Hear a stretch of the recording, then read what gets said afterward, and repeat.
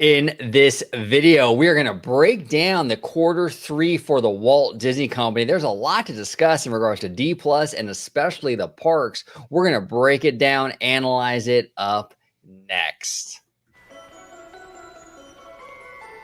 Welcome to Orange Grove 55. Welcome aboard to another episode of OG 55, where we're talking the Walt Disney Company's Q3. It was, it was a crazy earnings report. A lot of good, but there are some concerns in there kind of sprinkled in. But overall, a very good earnings report. But before we dive into all that fun stuff, I'm going to introduce my producer, my friend, my colleague, the man who holds many titles, Dr. Dre, host of Freshly Squeezed, you name it. Vash, you can go ahead and let everyone know where they can find you on social media, sir.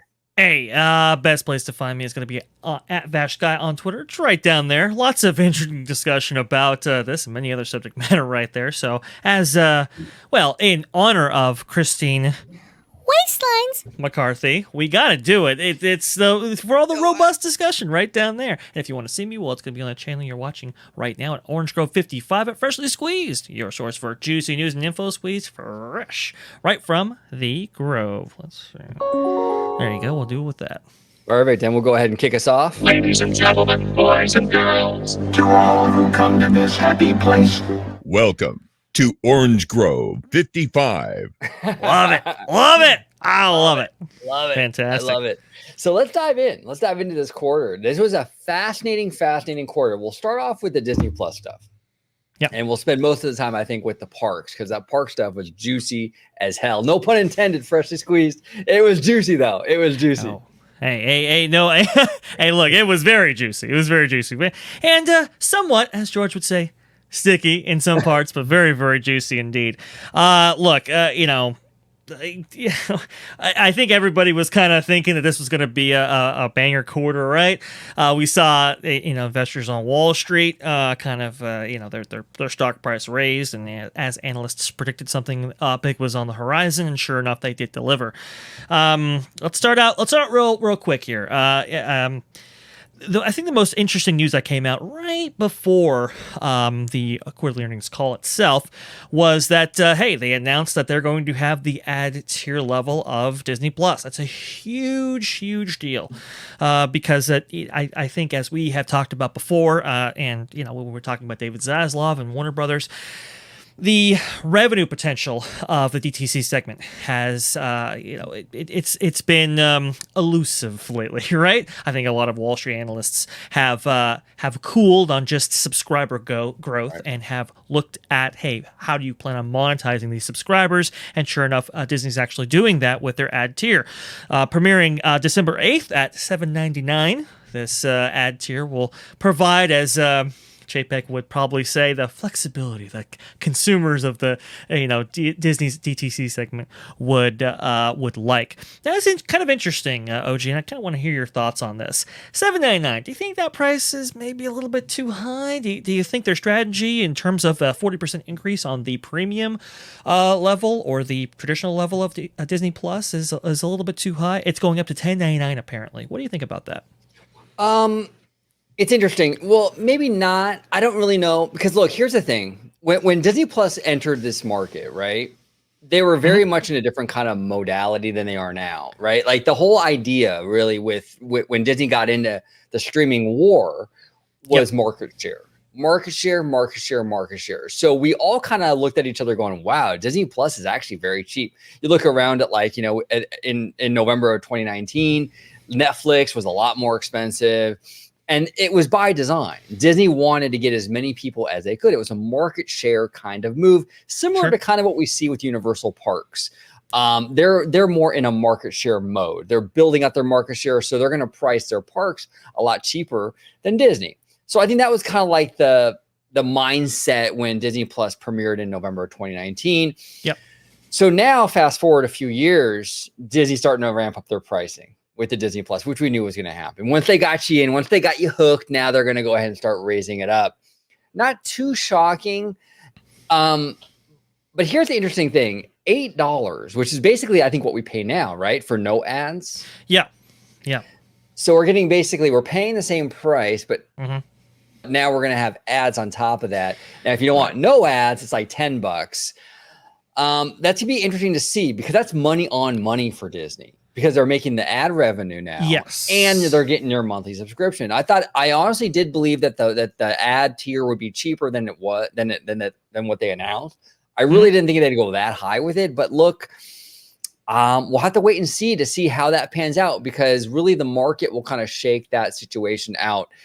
Disney fans have shown over and over and over again, and Chapek even talks about this with CNBC today, or I think it was today.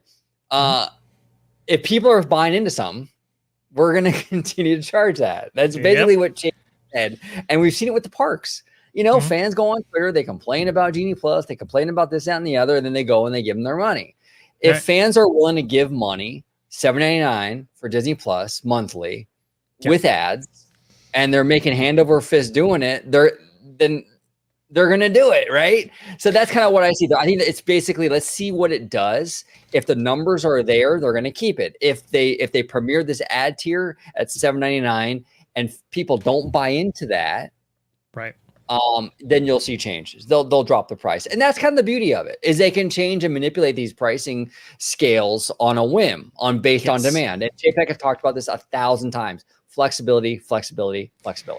Correct. And I just found it was kind of quite interesting because it just seemed like honestly, it just seemed like the delta between the premium tier and the ad tier was going to be a little bit more extreme than it was. I thought the ad tier might be $3 or $4, and maybe the premium be a little bit higher. So I thought the ARPU, or the average revenue per user, was a little bit limited in that regard. But I mean, when you think about it, it kind of makes sense, right? Use your subscriber base and kind of pivot them towards an ad tier model in order so that you can get kind of double dip on it, right? You not only get the ad buys from major corporations that want to advertise, or institutions, I should say, that want to advertise on Disney Plus, but you also then get the revenue potential from people paying monthly. So I think it's a very kind of interesting strategy. We'll see whether or not if it actually pans out. But I did think that was quite interesting, the kind of way they're going about it. Speaking of Disney Plus, however, I wanted to go ahead and bring this to the attention of those at home. By the way, if anybody hasn't seen it, Valiant Renegade and WDW Pro, who was a guest on this show, actually mentioned us, a little bit on their show. Didn't actually mention us by name, but he was on here. If you haven't seen it, definitely go see it because I think that stream is quite good. They did an entire stream covering the quarterly earnings report stem to stern. So, but one was particularly interesting was WDW Pro actually brought up the fact that Disney Plus subscriber growth has actually kind of stalled. So you can see right here, this is Q1 2022, and you can see the subscriber number for Disney Plus, and you can see that right here in the top section here. And you can see that at the end of January 1st, 2022, it was actually at 42.9 million subscribers. Okay? And you can see right here, from that next quarter there, we have 44.4 million. So basically, if I'm not mistaken here, let me just see here. So is it 1.5? Is that right? 1.5 million subscribers added to the total. Well, for Q3, just this recent quarter right here, you can see it only went up by 44.5 million when compared to Q2. That is a significant decrease in the amount of subscribers added to their, historically, what has been their most profitable product on their DTC lineup. This was kind of fascinating to me because, we're talking about like a 96% growth reduction from this segment. And let me just clarify for people. Yes, they did have tremendous growth in their DTC segment, right? Let me go ahead and get you the actual numbers. Yes, subs were expecting to be 148 million. They actually went to 152 million. Huge subscriber growth. ARPU was down slightly, but the suspicion is that might be bundling in some other things. But a lot of that was done in the international markets where they're not paying nearly as much. To have this particular product actually stall out like this was particularly interesting. Not a lot of people talking about it. OG, what do you think? Okay, so this is fascinating. Now, you brought up to me, and I think also Valiant Renegade and Pro mentioned this on their show, where this quarter kind of falls between what April and July, basically, right? Yeah. Which is right when Chapek was going through some major drama politically, right? With the Correct. Florida thing, and there was just a Correct. ton of stuff being thrown at him. And Yes. conservatives were kind of spearheading this kind of Disney Plus boycott. I think it was kind of led by a Christopher Rufo, if I'm not mistaken. It was. Is that correct? Yes. Okay. So they kind of spearheaded this Disney Plus kind of boycott. Cancel your Disney Plus because of the Florida bill situation. Okay. Now, we'll never know for sure. We're never going to know for sure. But Fair. I do believe it's worth noting and at least bringing up that boycott was in this quarter and the domestic numbers were so low. And we talked about this on the phone. It is worth notating that. It is worth, okay, that could be part of the equation. And I think that's the key right here, part of the equation. Do I think that these numbers were soft domestically all because of the conservative boycott? Absolutely not. Our good friend at Story Geeks, Jay, mentioned a lot of the Marvel shows like Moon Knight, Miss Marvel, they're not really super mainstream. They're kind of off the beaten path for the mainstream Marvel stuff, right? It's not even a Hawkeye or a Falcon and Winter Soldier. These are much more different, unique offerings, which aren't going to draw the normies in as much. I do think that played a big factor in this quarter. But you can't deny, in my opinion, at least acknowledging that the boycott might have had an impact. Now, here's the thing, though, with that boycott. If it did have that impact, let's just say, devil's advocate, that was part of the reason why we saw the softer domestic numbers. I do think that it's going to be for this quarter and pretty much this quarter only. I think anyone who has that kind of ideology and that desire to cancel their Disney Plus because of that kind of like that conservative movement has already done it. It's kind of like if someone wanted to do it, they already did it. Right. This isn't going to be an ongoing quarter after quarter thing. The boycott happened. It was in that quarter. It's going to kind of live in that quarter, in my opinion. You're not going to see the same results next quarter because the boycott has it's waned a lot. I mean, Chapek has sort of won some points over with that group with firing Peter Rice. And he has acknowledged, Chapek has, that he wants to get the politics out, which has also won some points over with that group. Right. So this was a one and done, in my opinion, in terms of the boycott and its effect. But you can't deny that it might have had an effect. And again, we don't know for sure. I'm not saying for sure, but it fell in this quarter. And it would be, I think, naive to assume that there's no possibility that it had an impact. But what say you, sir? No, I completely agree. I mean, I think it would be naive to deny that it didn't have any effect whatsoever. I mean, we heard, nonstop media coverage surrounding Disney's activities and surrounding the various controversies that they were embroiled in April. We covered them extensively on this channel. So if anybody's questioning what those were, you can go ahead and look at our history and find out the full story and full gamut for sure. But this is, to your point, this is the first one that's actually been reflected in a quarterly earnings call. I believe the last time it wasn't necessarily reflected, and now it is. Look, I don't doubt that this movement had an effect on something. We've actually seen reverberations of this kind of, these kind of movements as it relates to the box office. Interestingly enough, I think Doctor Strange 2, yes, it did go over $1 billion, but just barely got there. And it, in my estimation, should have got there a lot more quickly, especially considering the success of No Way Home and so forth, which was directed tie-in. Thor 4, Thor Yeah, Thor 4.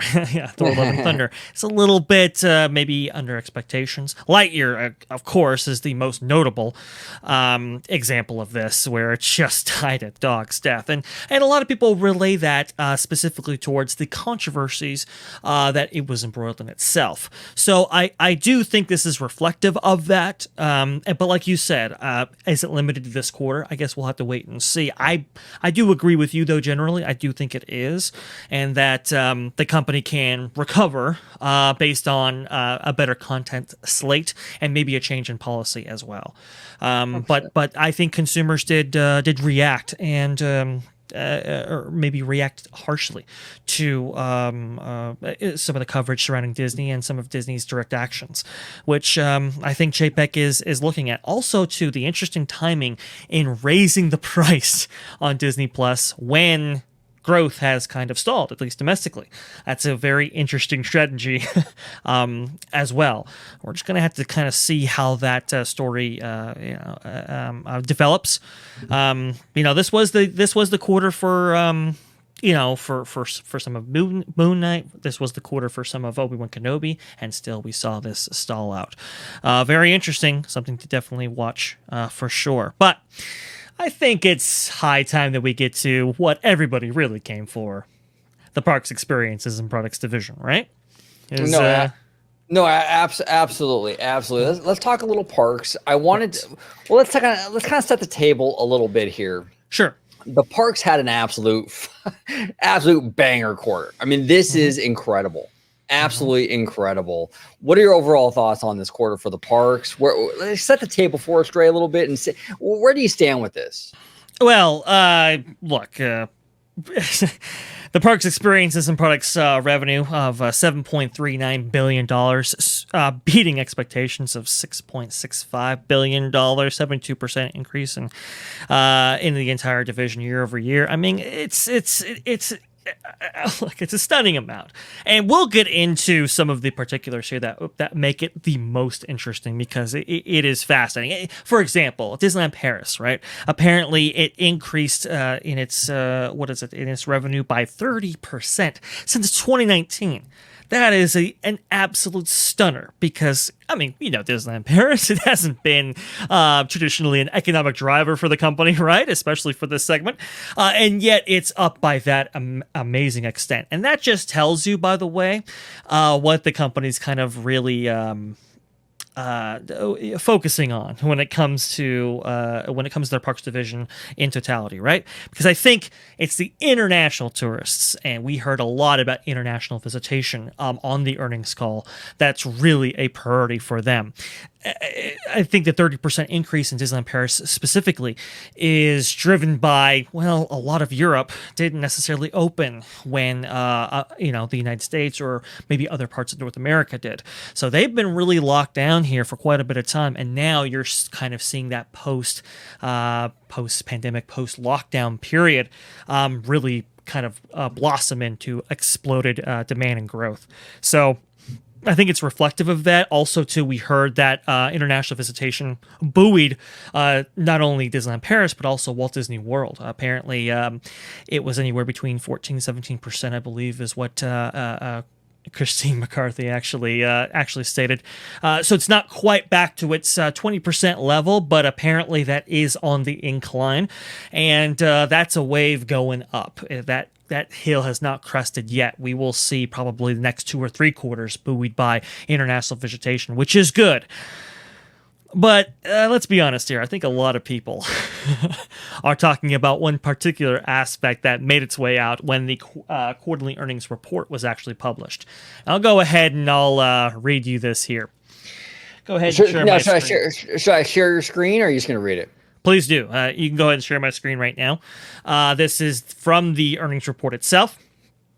And it says this: operating income growth at our domestic parks and experiences was due to higher volumes and increased guest spending, partially offset by higher costs. Higher volumes were due to increases at attendance, occupied room nights, and cruise ship sailings. Cruise ships were operating during the entire current quarter, while sailings were suspended in the prior year quarter. And that's why I don't like the year to year kind of stuff. I think we had this discussion. OG, come on, Yeah. why are you doing that? But we know it's just and all these annoying. companies are doing it. Like, I don't know why they're doing year to year, like theme park companies right now, because it's like 2020 and even into 2021. Yes. It's like basically like, how do you go up from zero? Like, there's nowhere to go but up. Right. It's Exactly. crazy. Exactly. It's absolutely crazy. They like to make the numbers look as explosive as possible. Guest spending growth was due to an increase in average per capita ticket revenue and higher average daily hotel room rates. The increase in average per capita ticket revenue was due to an introduction of Genie Plus and Lightning Lane in the first quarter of the fiscal year and a reduced impact from promotions at Walt Disney World Resort. Okay, all good. But this next line got everybody talking. But that was partially offset by an unfavorable attendance mix at the Disneyland Resort. Higher costs were primarily due to volume growth, cost inflation, and new guest offerings. That unfavorable attendance mix specifically at the Disneyland Resort. Now that has quite a lot of people up in outrage. And look, guys, that right there, that line and that quarterly earnings report just shot across the bow for sure. But it also provides the reason as to why you might not have heard anything about Magic Key at a time maybe when you should. OG, go ahead. I've seen a lot of content creators. I'm not going to name names. I don't do that, but I've seen a lot and about how Disney needs the Magic Keys. They need them. They bring in so much money. Oh my God, they bring in so much money. And we've been saying on this show for such a long time that is not the case. Bodies in the park do not mean money. You can have a full park, and if 70% of that park is a bunch of annual pass holders sitting around not buying anything, that does Disney no good. Okay? Right. Now, I know a lot of people are going to get in the comments, well, I'm an annual pass holder. I'm a key holder. I spend money. Look, in general, most key holders, what they do is they go to the park for 3 and 4 hours, myself included, buy maybe a popcorn bucket, maybe you get a Dole Whip, maybe you have lunch and you leave. You spent about $55 and you're out the door. Okay, that's not a lot of money. Okay, yeah. Look, the most expensive pass for the key holder is $1,400 for the year. Well, yes, a lot of key holders. Look, a ticket for a one-day park hopper ticket at the resort, it's like what, like say $200. So you only have to go to the parks like maybe 6-7 times, and your pass is paid for. Every subsequent visit after that, Disney's losing money on you. It doesn't take that long for a key holder to pay that pass off. And a lot of pass holders go 2 and 3 times a week. They're paying that pass off in just a few weeks. And the rest of the year, they're going to the parks and they're spending like $40-$50 a visit. Yeah, if that.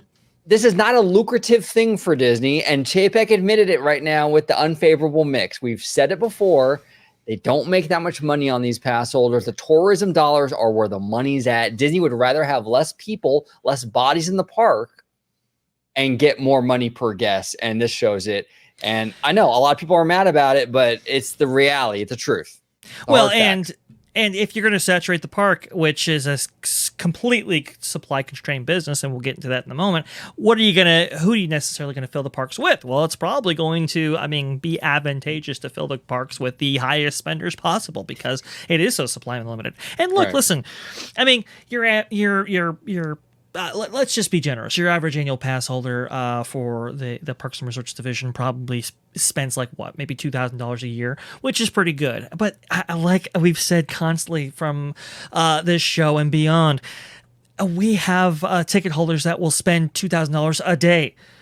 And so it's like, who are you going to prioritize? Again, they can only let in, let's say the arbitrary number is about 50,000, right?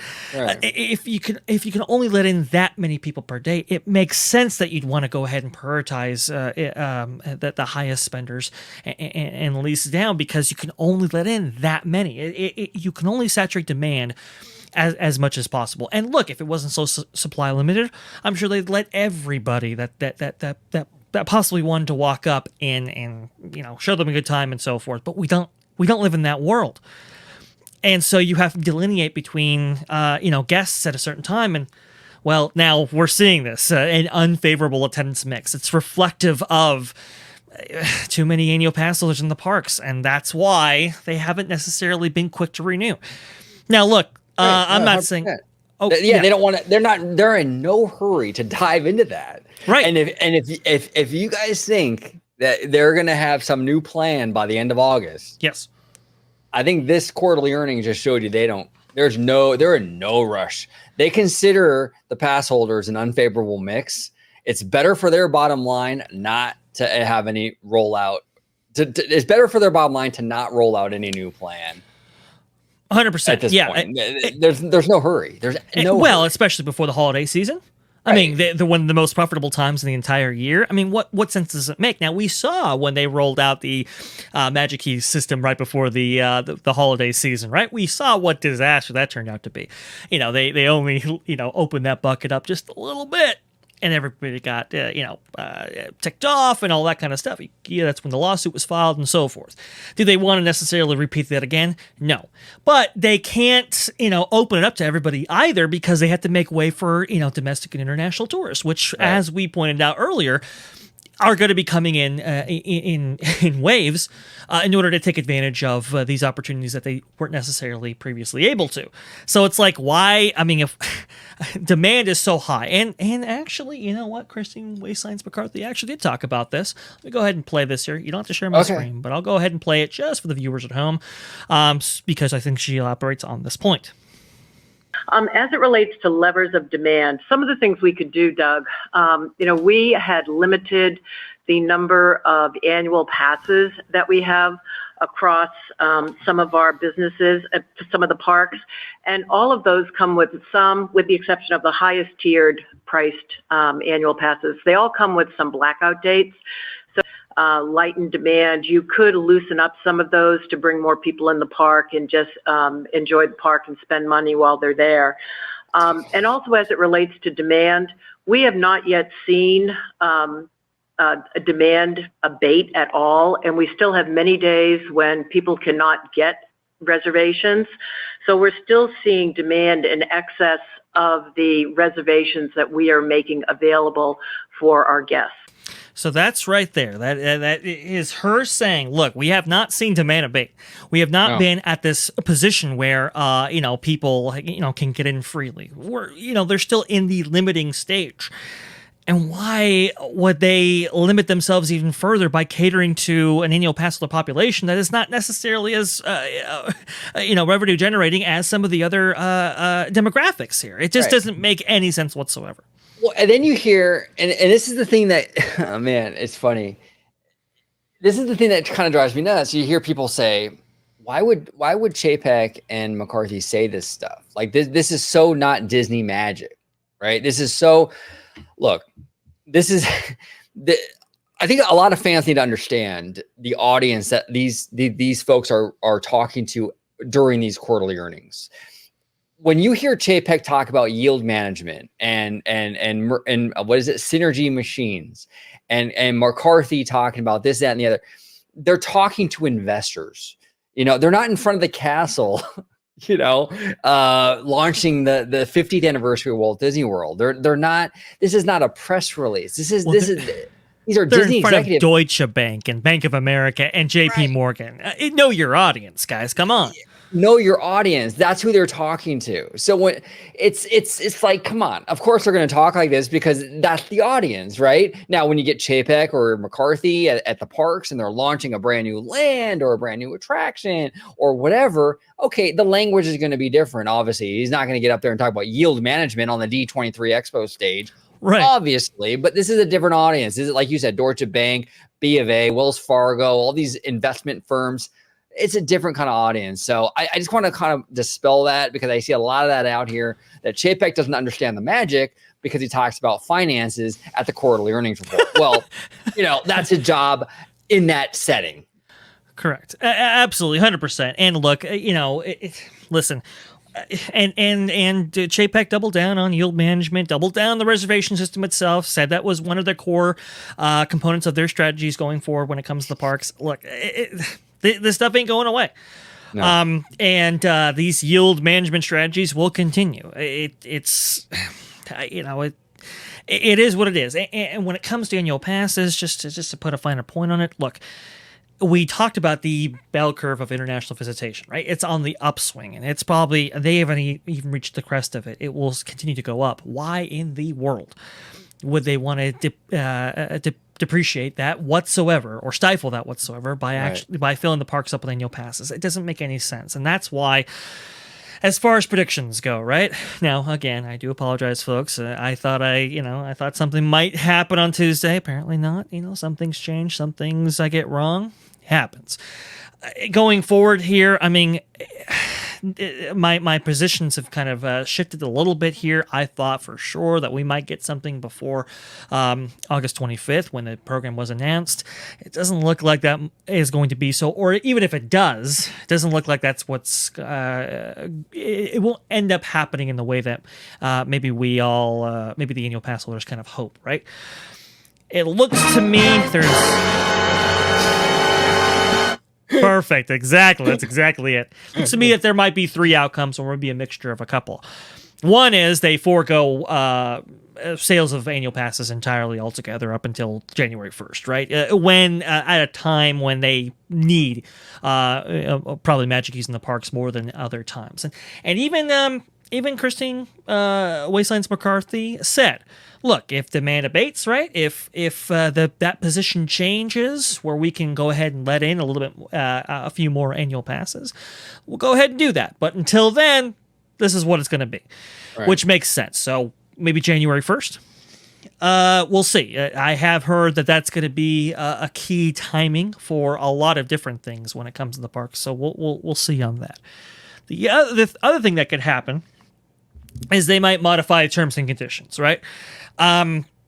That one's less likely, as we've detailed here. Again, you have to be careful with that because anything could look necessarily like an impropriety in terms of the judge overseeing this and the plaintiff's attorneys and so forth as it relates to the lawsuit. So we'll see on that. I'm a little less. I'm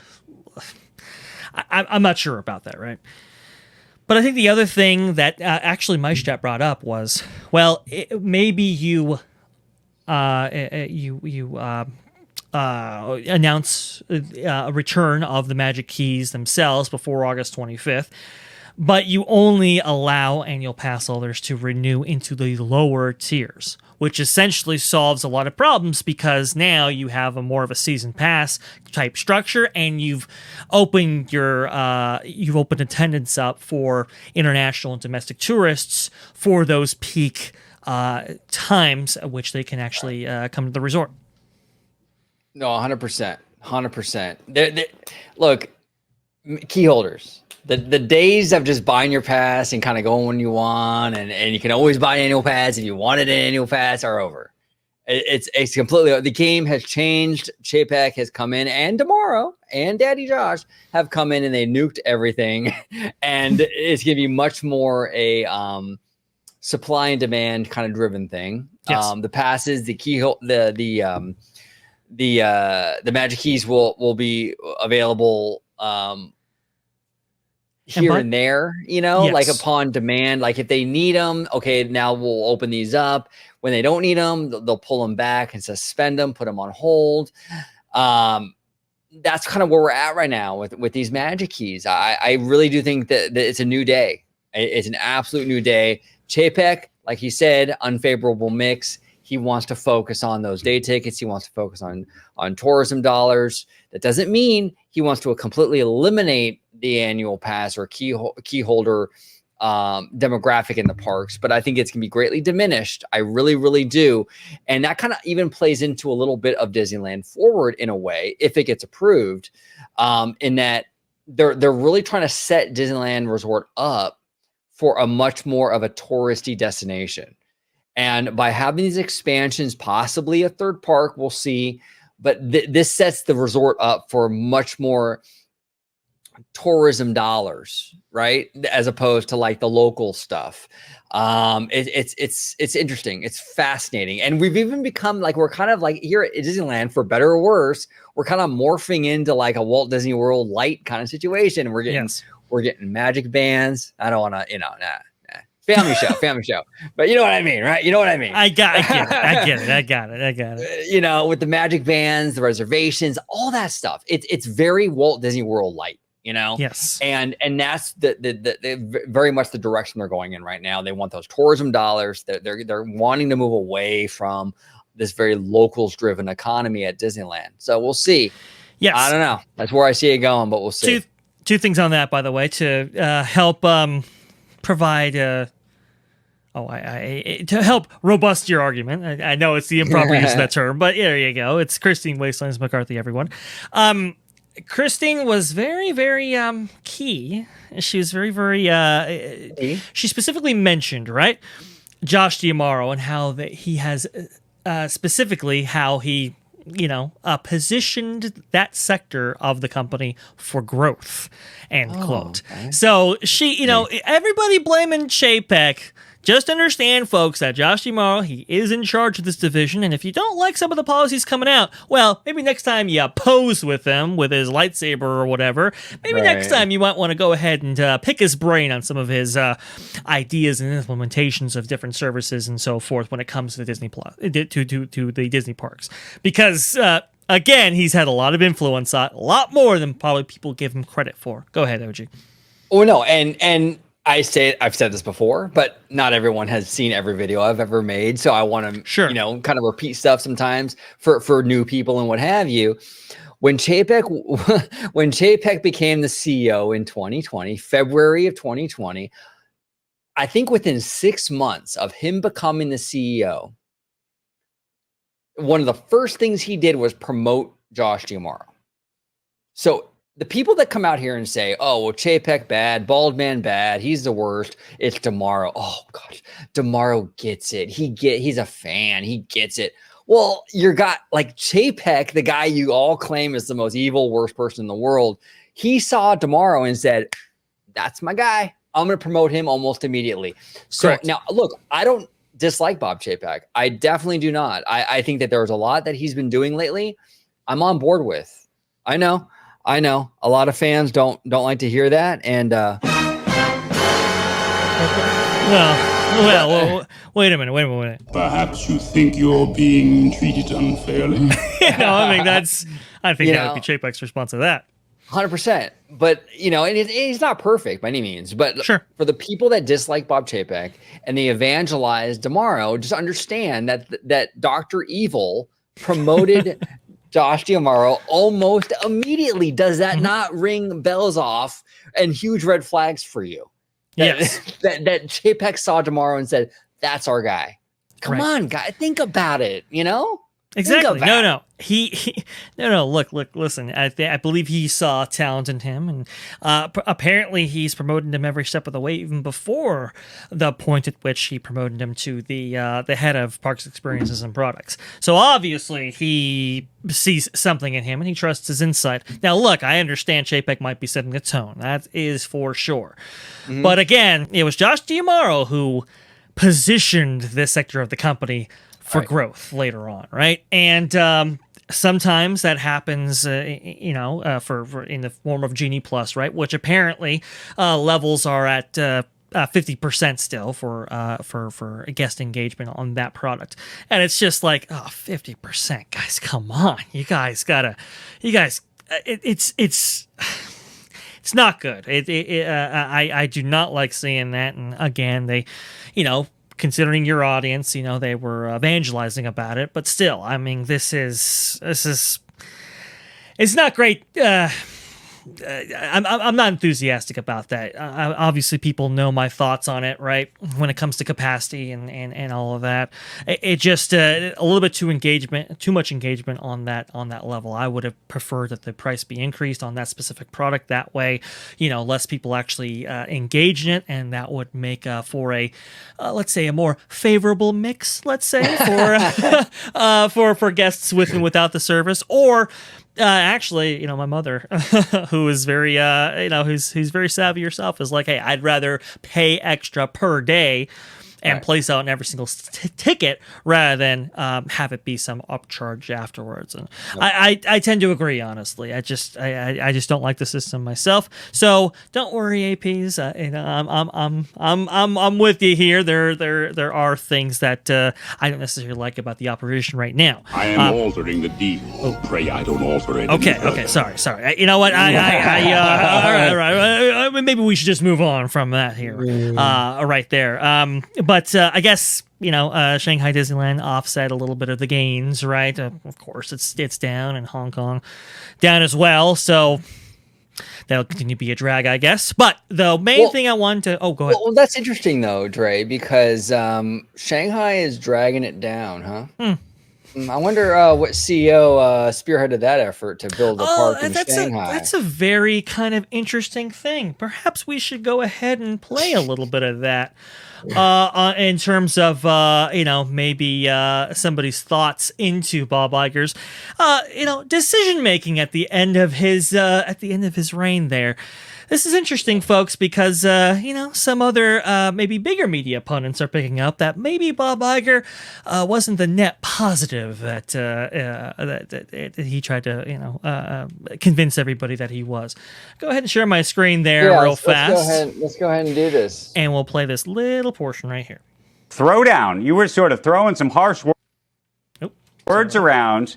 It seemed like some shade at Bob Iger and some praise at Mr. Chapek on Twitter this morning. Yeah, well, look, I just think that $71 billion acquisition of Fox, of the part that Murdoch was able to fool him on, is still lingering and is not talked about enough by the analysts who seem to are into the free pass business.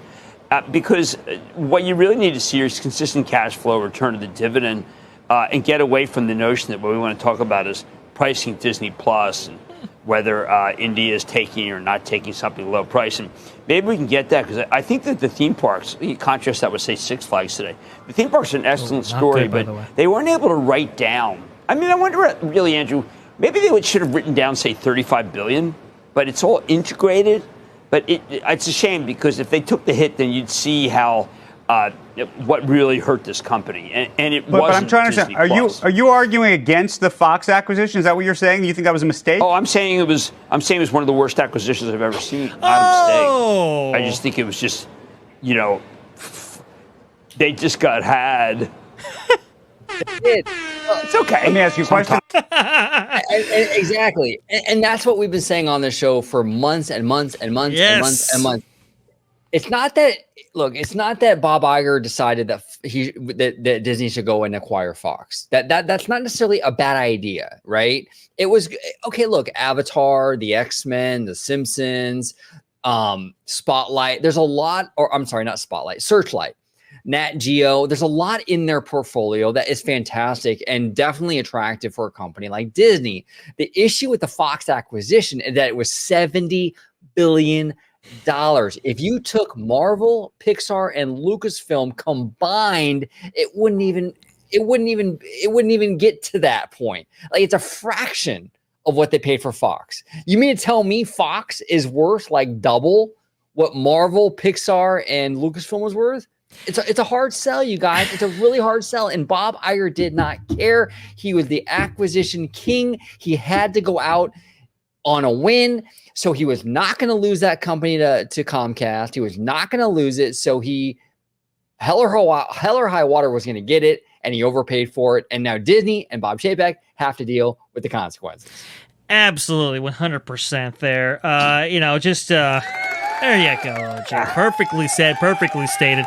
Look, listen, we have been talking about this show. I mean, how many times have we talked about it on this show? Just times. Multiple times. I remember at that time, I was like, ooh, wouldn't have made that move. I don't think that was a good acquisition. Again, understand, folks, the company was only worth, maybe a little bit upwards of $150 billion before the time of the actual acquisition. Then they added on $70 billion, 40 billion of that to be in debt. I mean, it has absorbed cash flow. Remember, before then, Chapek was actually spending $25 billion on the parks and resorts sector over the course of just a few years. Just a huge, expansive growth of that particular segment of the Disney company. And now their cash flow has just been absorbed like a sponge. I mean, there is just no flexibility whatsoever. So people, they think, why aren't they spending money at the parks? Why is this happening? Why is that happening? Why is this happening? Unfortunately, guys, as we've relayed to you here, and as Kramer and some of the others are finding out, all their cash flow has been completely, eaten up by Iger's pet projects over the last, a couple of years of his reign as a CEO of the Disney company. Go ahead, OG. 100%. And then I see a lot of people, well, Jim Cramer, who the hell is Jim Cramer? I don't trust him. He's the Dr. Oz of Wall Street. Look, you don't have to like Jim Cramer. You don't have to like him. You don't have to listen to his stock advice. No one's saying Jim Cramer knows everything. No one is saying that. But people have to learn to separate the person from the opinion, or the person from the facts that person is saying, right? So look, I'm not a huge Kramer fan. I don't watch Kramer all the time, but there's no denying in this particular circumstance, with this particular opinion, the man is correct. It's okay to acknowledge that someone you might not like has an opinion that is correct. He is right. They overspent on Fox. $70 billion is way too much. Even after selling a lot of the Fox stuff, I think they sold the Fox Sports and some other stuff. I think Sky or something over to Comcast. I think it still came in at like 40 or 50 million. That's still too much. That's still too much. Oh, absolutely. It's crazy to justify this price tag for what they got out of it. X-Men and Avatar. Oh yeah, we're totally worth it. Totally worth it. Well, you left out The Simpsons, OG. Come on, that's worth $25 billion right there. This is ridiculous. Absolutely ridiculous. Absolutely overspent on this on this company, and it has been a drag ever since. How I mean, can anybody point to real leverage when it comes to this brand? When it comes to this acquisition, can anybody point to some big project that's led to billions of dollars worth of revenue? No, not once. I understand Simpsons has been favorable, at least when it comes to Disney Plus, but that's it. That is it. Otherwise, It has been a complete drag on the Disney company. And like you said, if you're wondering why you're not getting big investments when it comes to the parks, or things are happening that you don't like, understand, folks, there was a guy in charge responsible for all this, and his name wasn't Chapek, but his name was Bob. Let's not forget. Yes, it was. And I'm going to leave you guys, but Dre is going to continue the party. He's going to continue the party where he's still going to talk about the quarterly earnings and everything. But before I leave you guys, I want to leave you with something pretty interesting and special. Mm-hmm. Bob Chapek has a beard. That's it exactly. The Chapek Unleashed, Chapek what is it? Unchained. Yes. Darth Chapek Rising. This is it, man. This is it. It's very it's very interesting, and some people have noted, I believe Braden from Mickey Views and Valiant Renegade, interestingly enough, said, quote, "The amount of chill in Chapek is up 10 times from March and April. That renewal was like a case of Red Bull because the attempts by Pixar, Newton, Peter Rice et al. To get him fired failed harder than Lightyear." And I would tend to agree with this statement. It I thought was very interesting that we see him debut on this interview, and then he has an actual beard. In fact, I'll go ahead and play this, OG. Well, real quick before you play it, I'm gonna sign out. You continue the conversation. Please do. Love you, Vash. Keep doing what you're doing, and thank you all for watching. Continue to watch. Vash is going to continue the analysis of the quarterly earnings and talk about some of Bob Chapek's comments. But I have to get going. But thank you so much for watching. Vash, love you, brother. Continue the party, man. Love you too, sir. I do appreciate it. Much love. And you can go ahead and just keep it on, my screen here, and we'll go ahead and get through this. But I thought his comments here were very interesting. A lot of people have been talking about them, and look, it does relate to the park division in terms of, in terms of pricing and so forth. Very interesting. Let's take a listen here. Thing which we don't think we're going to see, then we can act accordingly as well. We're very flexible. Here we go. I got to go ahead and repeat that. But a lot of people get frustrated when those prices go up. You get a lot of angry comments on Twitter, but it sounds like another pricing move might be in the works. Well, it's all up to the consumer. If consumer demand keeps up, then we act accordingly. And if we see a softening, which we don't think we're going to see, then we can act accordingly as well. We're very flexible. But a lot of people get frustrated when those prices go up. You get a lot of angry comments on Twitter, but it sounds like another. As you heard there, it looks like Chapek, as we've heard him say a lot before, right? He enjoys the flexibility. He enjoys, being able to set prices accordingly based on a variety of factors, not the least of which being market conditions. And so I thought it was very interesting how, listen, it's really in the hands of the consumer as far as, price increases, right? If demand does not abate, they'll continue, to go ahead and raise prices, which honestly, a lot of people were kind of upset about this, right? A lot of people said, oh, well, I can't believe he's talking about price increases and so forth. Even though the revenue and earnings and so forth have been, up year over year and just, they're dominating in terms of revenue growth and potential and so forth. But look, listen, this is just basic economics. And as long as I've been covering the Disney Company, I have seen annual price increases at the Perks division, specifically year over year. And that's not going to change with Chapek, but it's very interesting. It is kind of based on demand here. And I thought it was fascinating.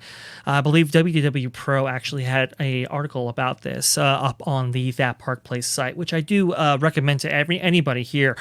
You should go ahead and check out That Park Place. Does a phenomenal job when it comes to their coverage of not just the Disney parks, interestingly enough, but all kinds of entertainment, whether it relates to theme park proprietors or movies, TV shows, entertainment, all that kind of stuff. It's very, very interesting. But he said something profound. It was, look, listen, there are recessionary factors that are coming more into play here. There is definitely economic forces that are driving certain consumer decisions. And look, they're experiencing growth now, and I do believe that they will experience growth into the future, at least for the next couple of quarters, simply because of that international market. Like Christine Wasteland McCarthy said, she said that, look, listen, I think they'll continue to see international visitation, which historically they spend far more than even domestic tourists because of the length of stays and so forth, and currency values and so forth. There's a lot of money to be had there, and I do think that will continue. But, it's interesting. The unfavorable mix, right, as was quoted in the earnings report earlier. Now, I think a lot of people are thinking that, yes, too many APs, and I do agree, too many APs. I think they want to get that mix a little bit more under control.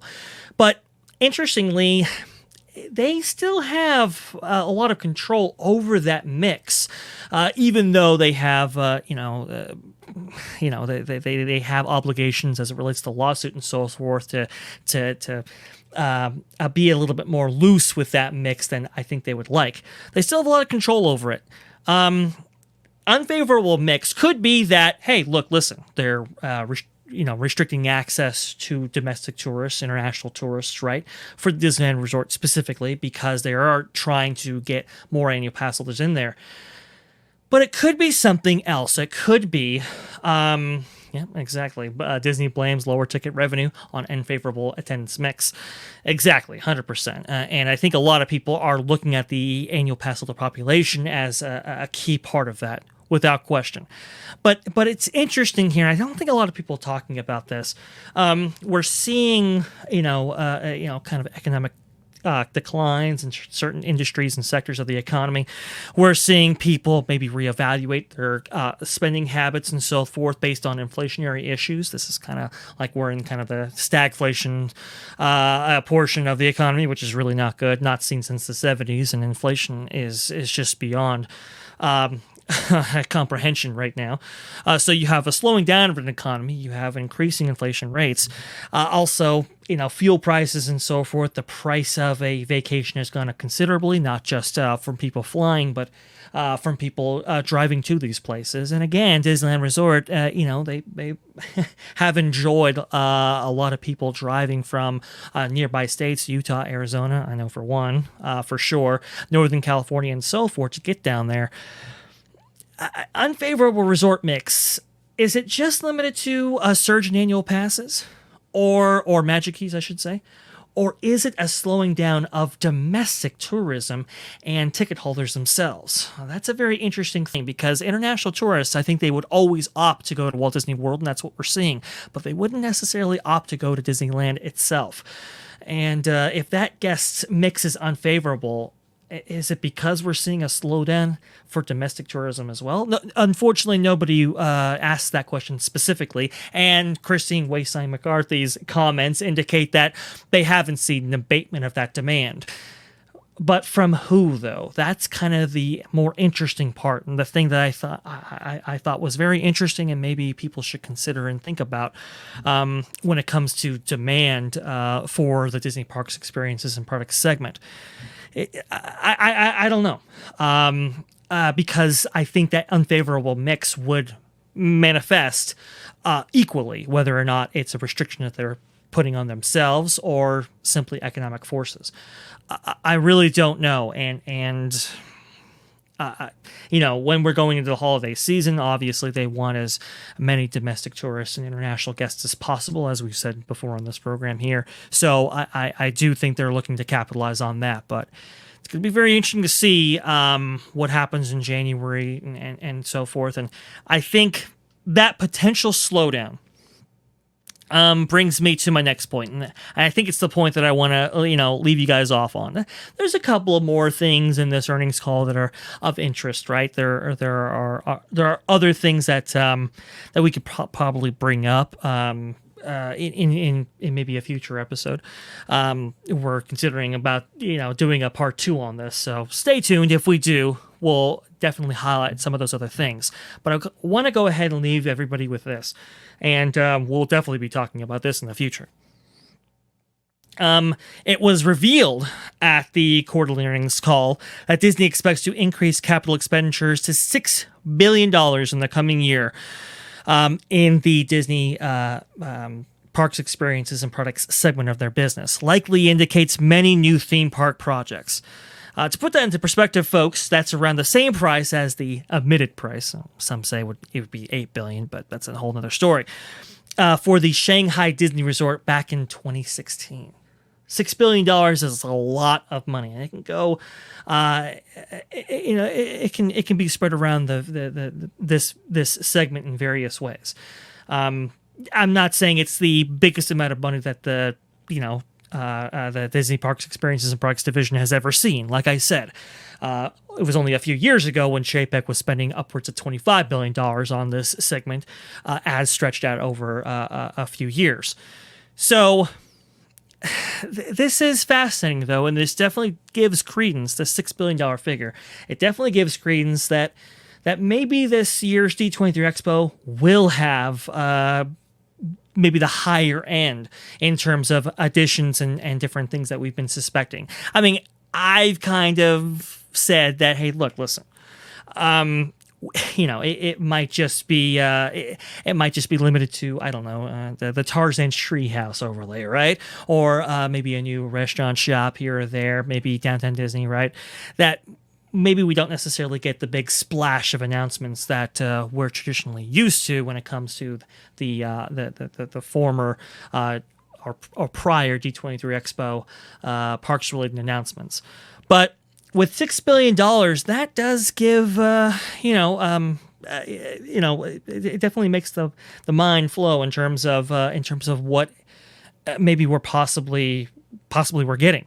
It could be Tomorrowland, right? It could be the Avengers e-ticket. That could be back on the table. And I think out of all the projects, I think that one is, like we've said on this show before, the one that's maybe the most likely, because I think it fits, many different areas. Disney California Adventure absolutely needs another e-ticket to drive demand. Especially away from Disneyland, and to get people to upgrade to that, that premium park pass holder. Park hopper ticket, right? That ticket tier. So I think it would be good for that. And it's Marvel. I mean, it's you're probably talking like a 15 or 18 plus billion-dollar franchise at this point. I don't even know. I mean, it's just made unbelievable amounts of money, and I don't think necessarily Avengers Campus, at least at Disney California Adventure, but I would also say at Hong Kong and Disneyland Paris, that it isn't necessarily saturated with the current Avengers Campus mix that we have over there at Disney California Adventure. I think that that land and that IP can further be leveraged within the parks division, and it would be a perfect way to do that with the Avengers e-ticket. So I would say look out for that. That might just be back on the table. Otherwise, maybe a new Hyperion show. Maybe, like I said, maybe a new Tomorrowland. When it comes to Walt Disney World, we have been hearing, and Walt Disney World Pro has been, a little bit bullish on this as well. Maybe a new Adventureland-styled hotel as it buttresses up against the Magic Kingdom park back there. We've also heard tell of maybe a new theater complex as part of the kind of the back alley project that we've heard talked about for Magic Kingdom as it attempts to increase capacity, whether it be because of Epic Universe or not. And the interesting thing is that the Main Street Theater project was announced at a prior D23 Expo and then shelved, and now it looks like it might be back on. There's some rumblings about that. It could be, $6 billion could be anything, but I think it's Bob Chapek recognizing, as we've talked about on this show before, I think he's finally recognizing, hey, look, listen, maybe the studio side of the company isn't necessarily we want to throw all of our eggs in terms of a basket there. Maybe we want to go ahead and spread this around here, especially when it comes to the Disney Parks and Resorts segment, the Disney Parks Experiences and Products segment of the business. It has consistently made money quarter after quarter after quarter after quarter, and the only lull it ever had was when they were shut down. But it has it has consistently superseded expectations. We're seeing a slowdown of box office performance when it comes to their feature films and so forth. Look, I think it's Bob Chapek recognizing, hey, look, there's some growth potential here.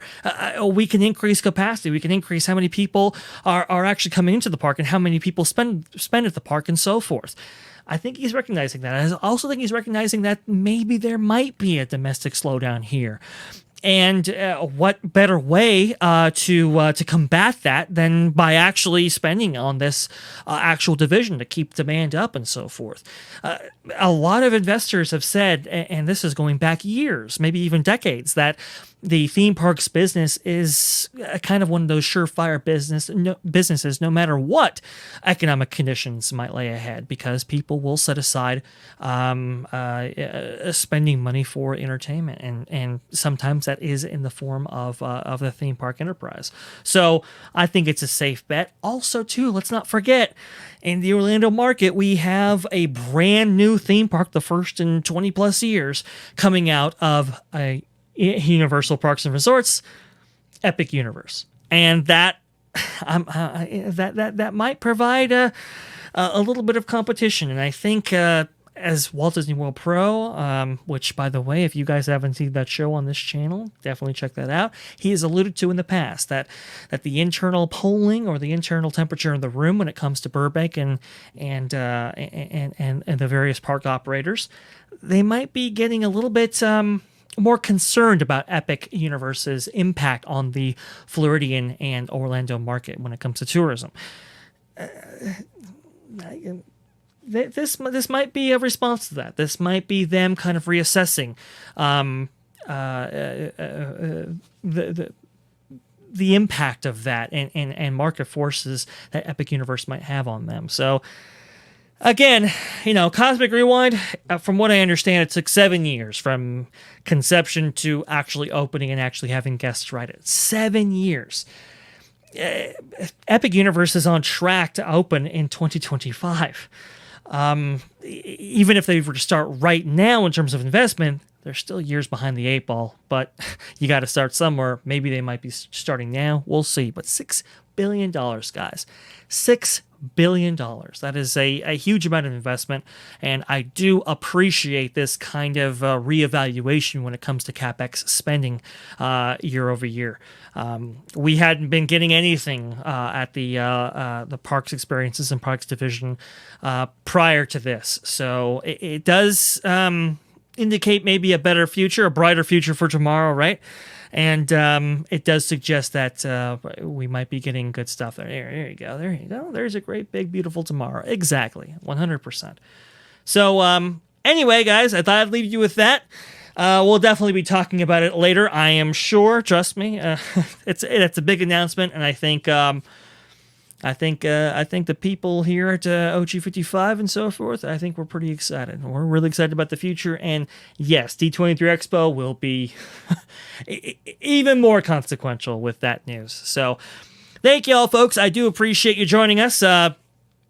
Look, it's a fascinating time right now at Disney Company, and I do appreciate that you want to spend your time with us actually covering it. So please, go ahead, give this video a like, go ahead and comment and subscribe. Tell us what you think of this quarterly earnings report, because I think this is fascinating. I think this is one of the biggest ones that I've ever seen in terms of coverage. I think that a lot of interesting things were stated. Was there anything that we missed?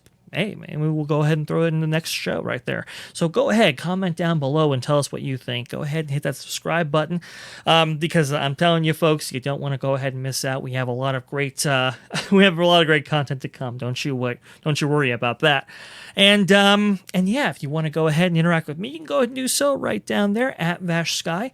Type in the Twitters and I'll probably come up and or at least I should. And for all your robust discussion, you can go ahead and do so right down there, as Christine Wastelands McCarthy would say. And hey, if you want to see me, well, it's going to be on the channel you're watching right now at Orange Grove 55 at Freshly Squeezed, your source for juicy news and info squeezed fresh right from the Grove.